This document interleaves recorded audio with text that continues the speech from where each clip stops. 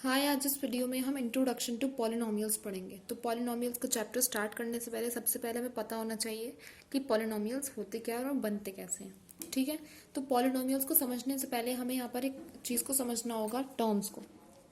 ठीक है, टर्म्स क्या है यहाँ पर? It is an algebraic expression.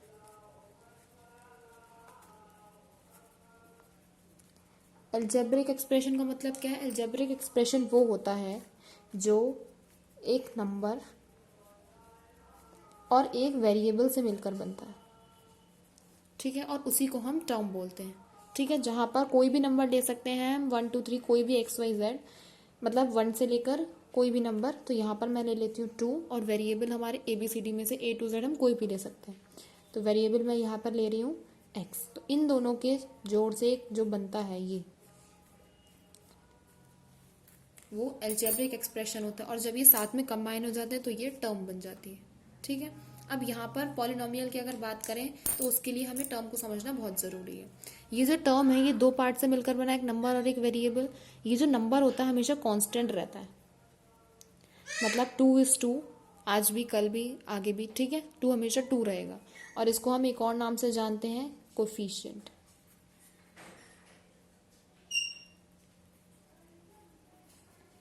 ठीक है, और ये जो वेरिएबल है हमारा, ये वेरी करता रहता है, इसकी वैल्यू चेंज होती रहती है, कभी 1, कभी 2, कभी 0, एनीथिंग। ठीक है, तो दो चीज़ों से मिलकर बनता है हमारा टर्म, एक नंबर और एक वेरिएबल, मतलब एक कोएफिशिएंट और एक वेरिएबल से मिलकर बनता है। ठीक है, इसके बाद बात करते हैं अगर पॉलिनोमियल की। पॉलिनोमियल क्या है? It is a chain of terms.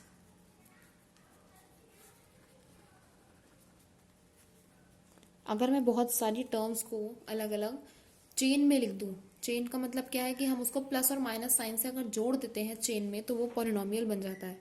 जैसे कि एग्जांपल ले लेते हैं यहाँ पर, 2x² + 3x - 3। अब यहाँ पर ये एक टर्म हो गया, ये एक टर्म हो गया, ये एक टर्म हो गया। इनको हमने किससे जोड़ दिया? यहाँ पर हमने इसको प्लस साइन से जोड़ दिया, यहाँ पर हमने इसको माइनस साइन से जोड़ दिया। ठीक है, तो ये हमारा क्या बन गया? Polynomial. But you will say कि यहाँ पर जो है थर्ड वाली टर्म है, इसमें तो कोई वेरिएबल ही नहीं है, तो ये टर्म कैसे बन गई? बट हम यहाँ पर अगर देखें तो x की पावर, अगर मैं या कोई भी वेरिएबल की पावर अगर 0 लिखूं, एक्सपोनेंट्स में हम पढ़ चुके हैं, x की पावर 0 क्या होता है? 1 होता है। तो अगर मैं यहाँ पर इसको लिख दूँ 3 × x की पावर 0, तो x की पावर 0 1, तो 3 × 1 = 3। तो ये हमारी टर्म इसलिए होगी कि यहाँ पर हमारे साथ x की पावर 0 है, जिसको हम शो नहीं करते हैं। तो कहीं पर भी अगर आपको ऐसा टर्म मिले जिसके साथ कोई भी वेरिएबल ना लिखा हो, तो you have to keep this in mind कि आप खुद समझ जाएंगे कि यहाँ पर किसी भी वेरिएबल की पावर 0 होगी। ठीक है, तो इसलिए ये एक पॉलिनोमियल बनता है। अब यहाँ पर हम जब आइडेंटिफाई करते हैं तो हम इसको डिफरेंट डिफरेंट नाम से देखते हैं। क्या है? मोनोमियल। ये तो एक जनरल टर्म है। पॉलिनोमियल अगर हम उसको स्पेसिफाई करें तो पढ़ते हैं अलग अलग नाम, जैसे मोनोमियल, मोनो मीन्स 1।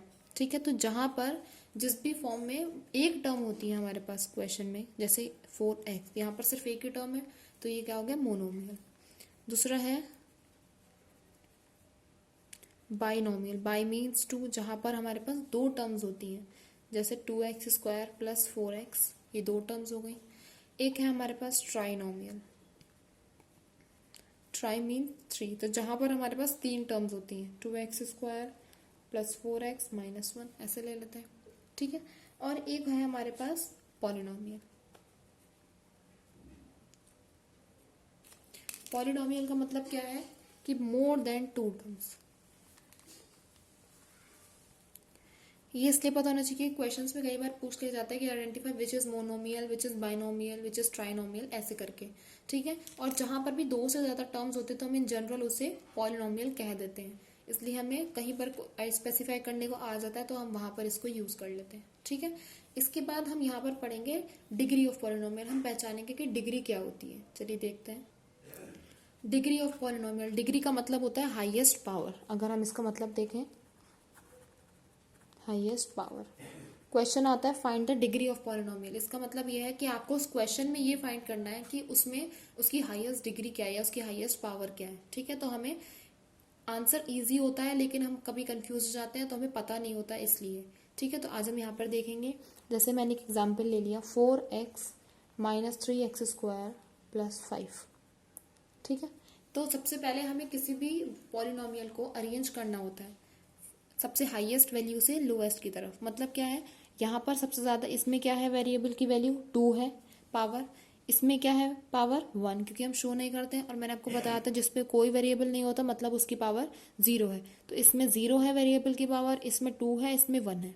तो अगर हम इसको पहले डिसेंडिंग ऑर्डर में अरेंज करेंगे तो क्या आएगा, -3x² प्लस 4x प्लस 5।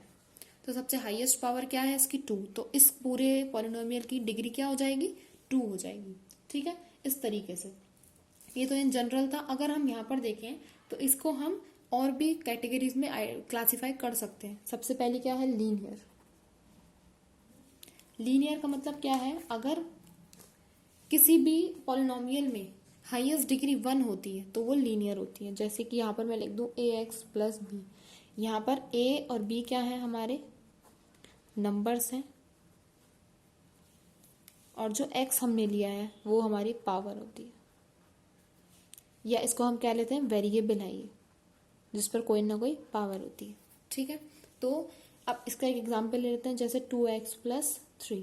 तो यहाँ पर इसकी तो वेरिएबल की वैल्यू 0 होगी या पावर 0 होगी, और इसकी वेरिएबल की पावर 1 है, तो हाईएस्ट पावर 1 हो गई, तो इसको हम लीनियर कह देते हैं। ठीक है, लीनियर डिग्री। उसके बाद क्या है नेक्स्ट, क्वाड्रेटिक। क्वाड्रेटिक इक्वेशंस भी हम आगे पढ़ेंगे, तो उसको पढ़ने के लिए क्या होता है formula, ax² plus bx plus c। यहाँ पर हमारा a, b और c जो है वो नंबर्स हैं, और जो x है हमारा वेरिएबल है।